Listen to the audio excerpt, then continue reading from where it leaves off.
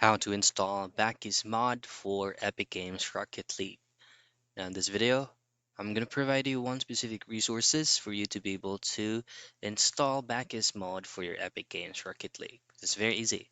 So the very first thing that you want to have to do is to access your preferred web browser.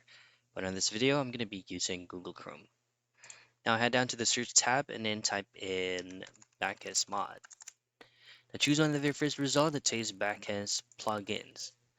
Now, once you will be redirected into Backes Plugins official site, you're gonna need to use this search box right here and type in Rocket League and then hit on search. Now scroll down in here and then choose on Rocket Plugin.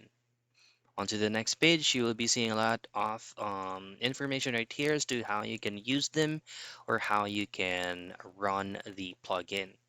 Now scroll down and then just simply hit this option here that says install. Once you've successfully downloaded this plugin, once you run it, just simply access your Epic Games and it will automatically be activated. And that's how you install Bakkesmod plugin for Epic Games Rocket League.